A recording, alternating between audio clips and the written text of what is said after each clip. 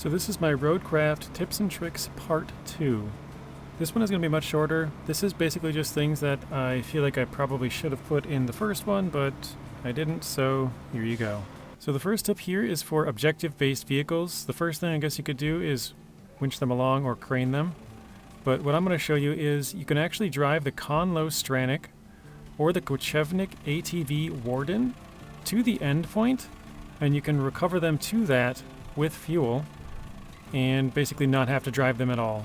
So instead of driving like a, say, a Wayfarer, pretty bad off-road vehicle, you can drive something much better, one of the two service vehicles, and just recover to them. This next one also deals with the Warden and the Conlo Stranic. If you drive into one of these road building squares, you can actually recover all 4 of your vehicles to this at once. So this allows you to sort through vehicles that are both in your garage and deployed.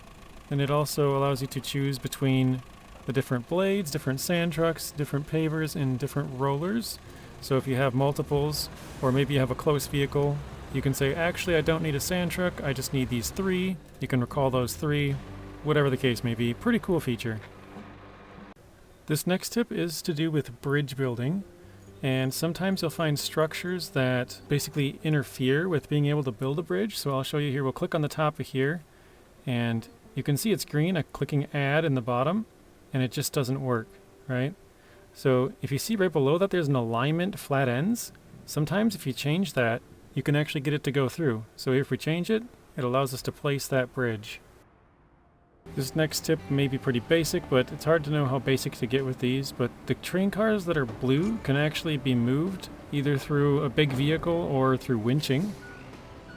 This one isn't so much gameplay related, but if Kelly is annoying you, you can go into your settings, go over to audio, go down to radio message volume and turn that down or off all the way to 0. And you no longer hear Kelly. So I think most people by now know that the Zix 605E and the Step 39331 Pike can also pack cargo on them, even though they're supposed to be like transporter trucks. But the log carriers can also transport other cargoes, and they can pack it, not just logs. This next tip is dealing with tipping over. So if you tip over, you do have a second or two before the engine actually shuts off. So if you happen to have a truck with like a crane or even one of these logging trucks, you can turn it into the ground and extend away from you and actually save yourself some of the time. So this next tip is that retaining your truck will give you sand. And normally, if you just recover your truck and it's empty, you get no sand.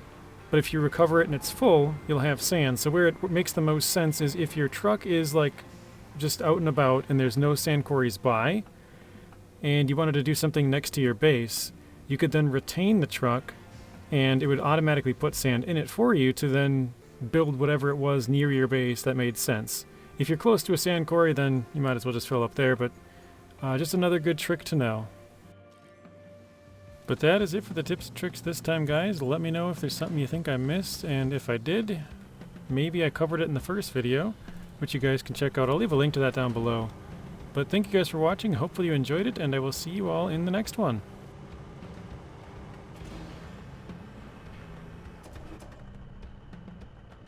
Thank you guys for watching.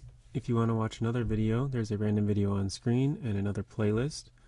Please be sure to share the video, like it, comment, and subscribe. Turn on those bell notifications so you're notified when I upload. And until next time, peace.